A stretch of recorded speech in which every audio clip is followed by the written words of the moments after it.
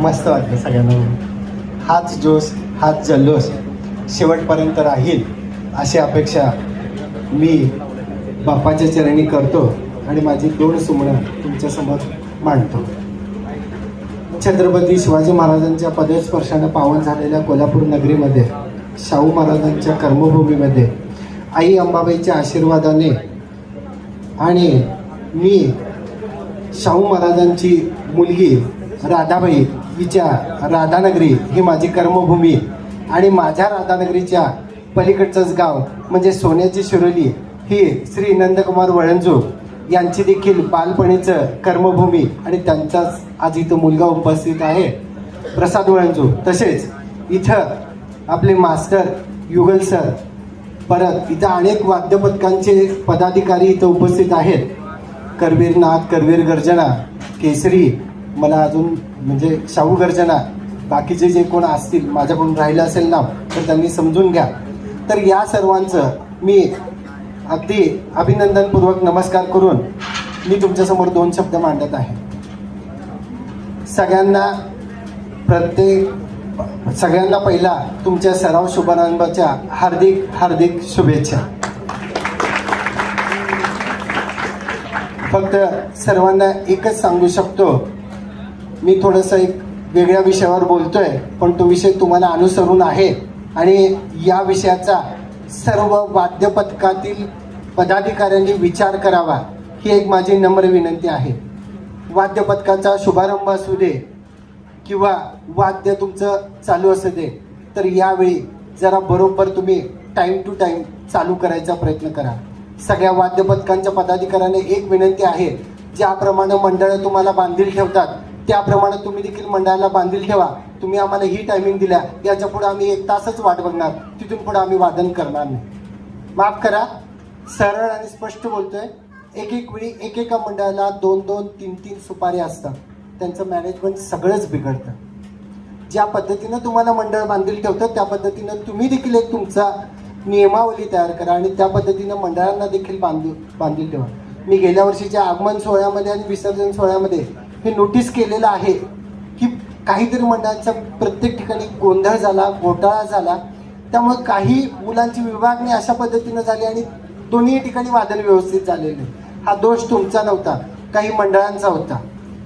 जर तुम्ही तुमची नियमावली सादर करत असताना तुम्ही हा देखील एक नियम टाका की तुम्ही आम्हाला ही टायमिंग दिलेलं आहे, या टायमिंग नंतर आम्ही 1 तास वाट बघू, तिथून पुढं आमच्याकडून तुम्ही अपेक्षा ठेवू नका.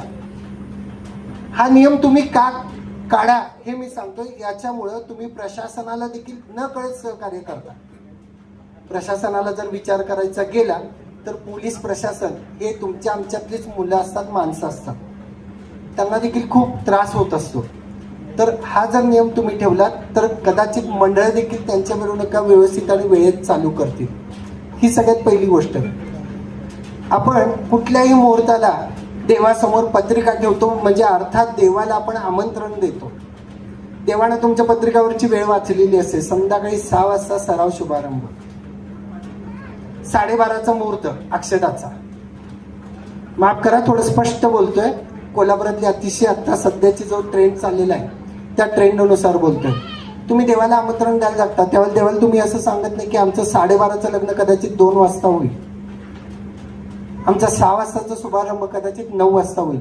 मी स्पष्ट बोलतोय, माफ करा, 3 वेळा बोललो. बाकीचे पदाधिकारी पण आहेत यांच्याशी सांगतो.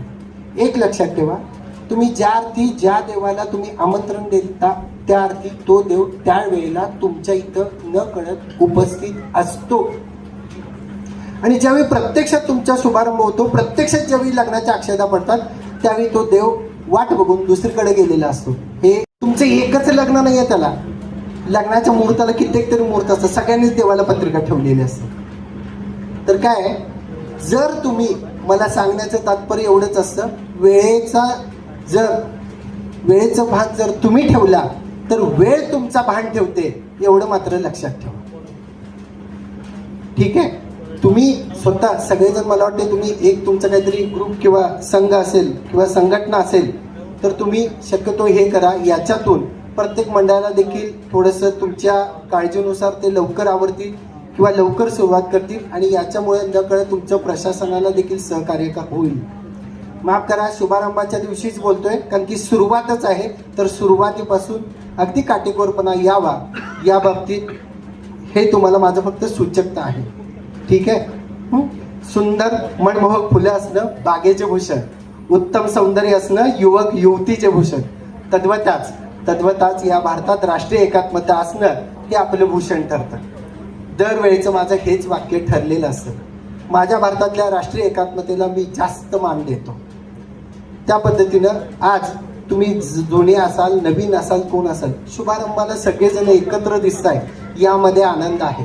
जसं शुभारंभाला येतात तसं वादनालाही या, पुढेही या. तुमच्या पथकाला आज 9 वर्ष झाली.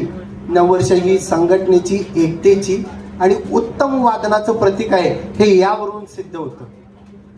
आता दादांनी म्हटल्याप्रमाणे काही वाद्य पथकं उदयाला आली आणि मावळलीही. कदाचित त्यांच्या नियोजनात कुठेतरी मागं पुढे झालं असेल, पण 9 वर्ष होणं, 10 वर्ष होणं किंवा 9 पेक्षा जास्त वर्ष होणं हे प्रत्येक वादपथकाचं एक भूषण आहे. लक्षात ठेवा, त्यांच्यातली एकी, त्यांच्यातली संघटना, त्यांच्यातलं तळमळ हे याचं भूषण आहे.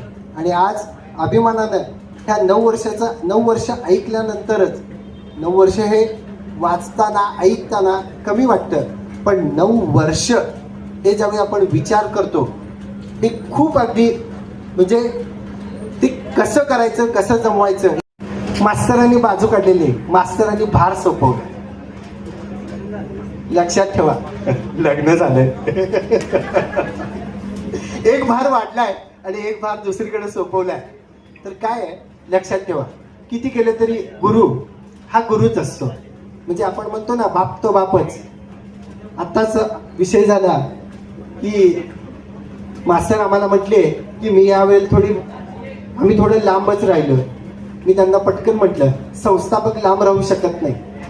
लक्षात ठेवा, ज्यानं उदयाला आणलं तो शेवटपर्यंत तोच राहतो.